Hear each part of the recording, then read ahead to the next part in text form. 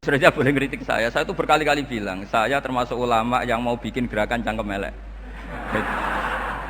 Karena nanti kalau saya nisbatkan ke Rasulullah itu tidak pantas, karena Nabi ahsanan nasi khalqau wa khuluqa. Tapi saya siap jadi bempernya Rasulullah Shallallahu Alaihi Wasallam. Pernah ada diskusi di Jakarta, ini kisah nyata. Apa dalilnya setelah sholat salaman? Mana hadisnya? Itu dijawab hadisnya tentu kita kesulitan. Kalaupun ada hadisnya dhaif semua yang masalah musafahah. Akhirnya mau tidak mau dijawab pakai cangkem elek. Boleh enggak kamu setelah salam nyalain HP yang off? Boleh.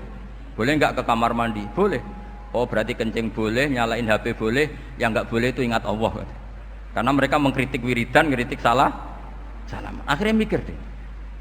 Ada enggak hadisnya orang setelah sholat nyalain HP? Enggak ada kan? Tapi mereka nyalain HP enggak hambatan, tapi untuk salaman masalahkan. Ke kamar mandi boleh, tapi untuk wiridan enggak boleh. Akhirnya mereka sadar, oh iya, lama-lama divisi gini yang kelompok itu, kamu itu korban aliran supaya kamu enggak ingat Allah, ingatnya HP-nya. Sehingga orang wiridan kamu kritik, orang nyalain HP enggak kamu kritik. Itu kelompok itu adalah kelompok orang-orang yang supaya orang Islam itu lupa Tuhannya. Itu gerakan cangkem elek, tapi jadikan orang sadar. Jadi ini penting. Jadi kalau kamu tidak bisa bela agama dengan jalan yang lurus karena tidak bakat gitu, nggak apa-apa pakai cangkem elek tadi, karena nggak mungkin gerakan ini dinisbatkan kepada Rasulullah Shallallahu Alaihi Wasallam. Kalau soal sanad, saya punya sekian sanad tentang itu, tapi tidak usah kamu ikuti. Ada orang tanya, ya Pak Kiai, kalau setan dibakar di neraka panasan enggak? Ya panasan. Lo kan setan dari api, ngapain harus panasan? Kan materinya sama. Terus Kak Kiai tadi gak kesulitan, dia ngambil pasir, disawero di wajahnya. Wah sakit Kiai, kamu kan dari tanah, kena tanah kok. Jadi itu ada sekian, artinya gini ya, kalau kesulitan jawab pakai baik-baik ya sudah pakai cangkem elek itu aja karena. Tapi tentu kan gerakan ini tidak mungkin dinisbatkan kepada para nabi. Tapi saya pastikan meskipun nggak bisa dinisbatkan kepada para nabi dari segi cangkem elek tadi, tapi secara semangat itu sama. Saya punya sekian contoh. Benar Gus Riza tadi gojok saya sengawur-ngawurnya itu masih punya sana. Itu pas saya ngawur pun masih punya apa? Sana. Nabi Ibrahim itu ketika faja'alahum juzatan illa kabirallahum itu, si berhala paling besar dikasih kapak. Ketika mereka geger, ini siapa yang memecahkan berhala-berhala kecil? Kata mereka, sami'na fata yadhkuruhum yuqalu lahu Ibrahim. Ya kira-kira Ibrahim lagi. Terus Ibrahim didatangkan, siapa yang melakukan ini semua? Ini jawaban Nabi Ibrahim, bal fa'alahu kabiruhum hadza. Ya tanya yang bawa pedal, saya kan tidak bawa. Terus kata orang-orang, otak kamu itu di mana? Masa berhala disuruh nanya, kan nggak bisa ngomong. Ibrahim kembalikan, uffil lakum wa lima ta'buduna min dunillah. Lalu otak kamu di mana? Sudah tahu tidak bisa ngomong kok disembah gitu. Itu ada kata uffin. Uffin itu kalau diterjemah kira-kira ya agak-agak jancuk gitu. Kira-kira ya kira-kira seperti itu. Jadi sekarang dalilnya jancuk apa Gus?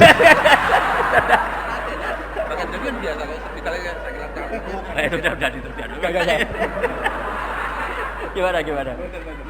Jancuk itu dari daksu, dak tinggalkanlah suan perkara sing elek. Krono ilate wong Surabaya kakean rawon, akhirnya ngomongnya jancuk.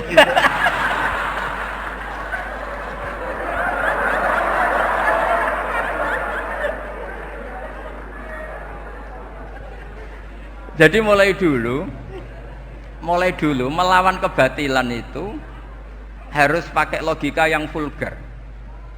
Karena memang nggak mungkin dengan bahasa-bahasa priayi itu nggak mungkin. Dan ini penting saya utarakan. Nah, kalau nanti nggak mungkin dinisbatkan kepada Rasul karena Nabi adalah ahsanan nasi khalqa wa khuluqa, kita yang ngambil alih saja. Gus Reza, saya, Gus Kausan ini cara cangkem elek kan pantas. Luas. Selain bakat ya sudah natural. Karena memang itu cara kita menjelaskan kebenaran. Saya ulang lagi, itu cara kita menjelaskan apa? Kebenaran. Mau tidak mau.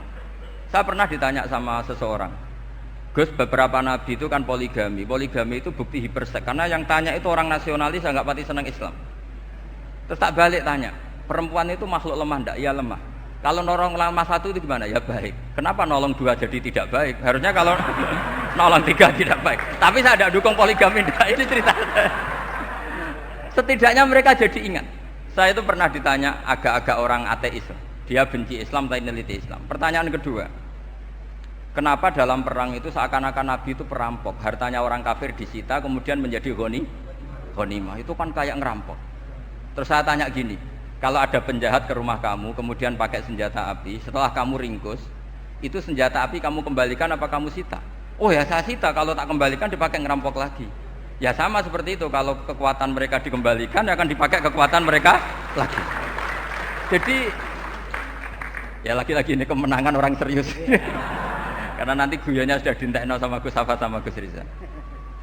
Nah kenapa saya ngajar begitu rileks, begitu santai? Karena pikiran saya sederhana. Fa innal uqula muttarratun ila qabilil haq. Akal sehat pasti dipaksa menerima apa? Kebenaran. Jika kebenaran itu tidak usah kamu ngomongkan secara serius, secara tidak perlu. Kebenaran itu mudah diterima. Saya itu pernah ngaji berkali-kali di Jogja di mana-mana sampai ada buku seorang dokter nulis tesisnya itu bangga lagi menjadi muslim setelah ngaji saya itu. Karena saya menerangkan itu ringan. Orang Islam itu harus mencintai Allah. Ciri utama cinta itu tidak tegang, rileks. Saya bilang begini, kalau kamu pernah 1 tahun digratisi orang rumah, makanan, kamu kira-kira itu mudah nggak mencintai orang yang berjasa sama kamu pinjemin rumah dan ngasih makan gratis? Mudah kan? Apalagi kita ini mudah mencintai orang yang minjemin mobil 1 tahun, ngasih rumah 1 tahun, apalagi selamanya. Kenapa kita tidak mudah mencintai Allah yang memberi kita bumi, air, oksigen, semuanya kita dikasih Allah? Akhirnya mereka mikir, wong mencintai seseorang yang ngasih dalam durasi 1 tahun saja mudah, apalagi mencintai Allah yang ngasih kita tanpa batas. Itu disebut walladzina amanu asaddu hubbal lillah. Orang mukmin itu mudah sekali mencintai Allah. Caranya dilatih tadi.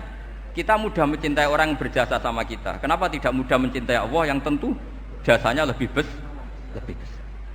Nah, karena akhir-akhir ini banyak orang yang terlalu nazir, terlalu apa? Kata Nabi kan basyiru walatu nafiru yasiru walatu asiru. Sehingga saya bikin gerakan. Pokoknya semua orang mukmin pasti masuk surga. Nanti soal ada kesalahan-kesalahan kecil yang menjadikan orang su'ul khotimah itu sifatnya kehati-hatian.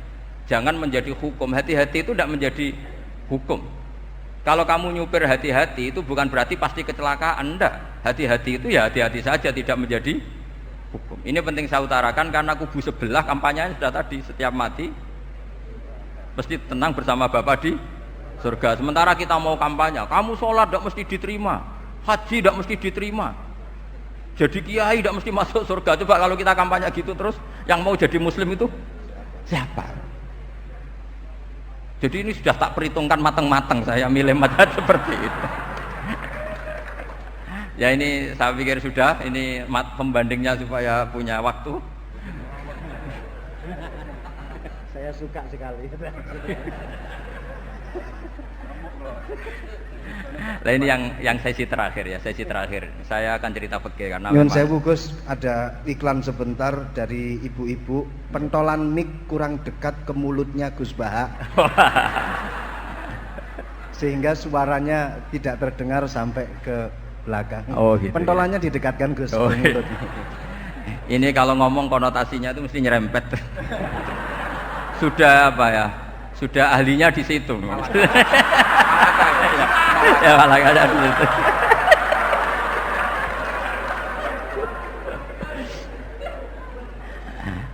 Dalam sesi terakhir saya cerita pentingnya pembanding. Imam Rafi'i itu yang ngarang kitab Muharrar. Kitab Muharrar ini adalah ringkasan dari kitab Al-Wasit. Al-Wasit itu karangannya Imam Ghazali.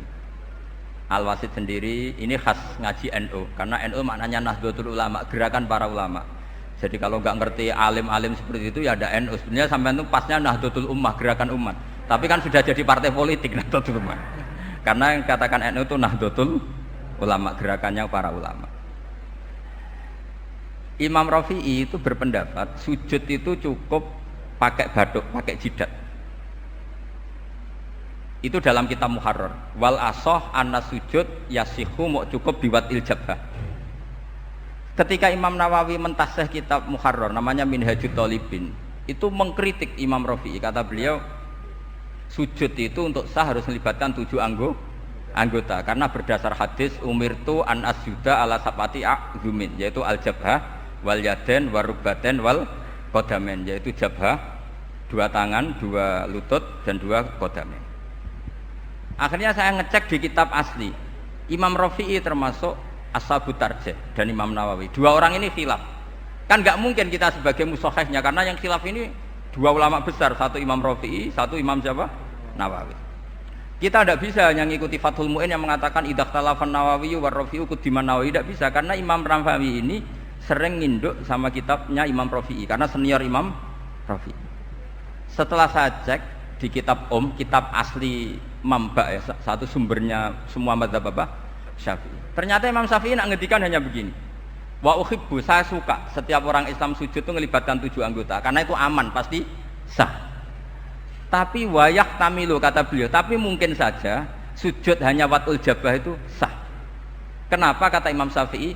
Liqaulihi sallallahu alaihi wasallam atau li du'aihi sallallahu alaihi wasallam fi sujud sajadalaka wajhi wa sam'i wa basori. Nabi ketika sujud itu hanya berdoa, ya Allah sujud kepada engkau wajhi wa sam'i wa basori. Nabi tidak menyebut wa yadi wa rukbati wa qadami. Sehingga saya berkali-kali bener kata Gus, saya ini pembela umat sing sujute 7 anggota ya taklem pantes dadi Rais Suriah gitu. Yang sujute bathuk tok ya tetap sah ngikuti mazhabnya Imam Rafi'i, meskipun itu tidak saya anjurkan.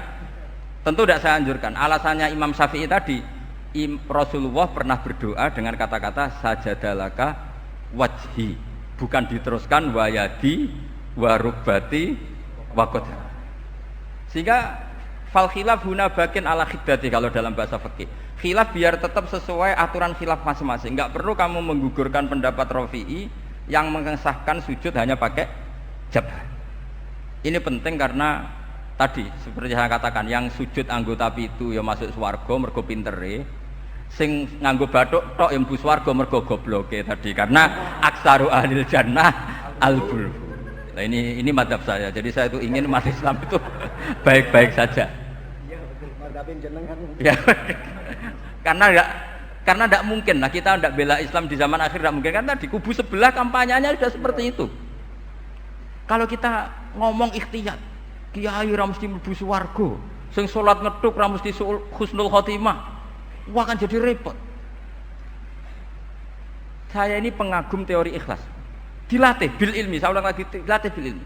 Saya ini malunya tadi saya mengatakan 1 tambah 1 2 itu meskipun tidak ada yang memberi hadiah tetap saya katakan 2.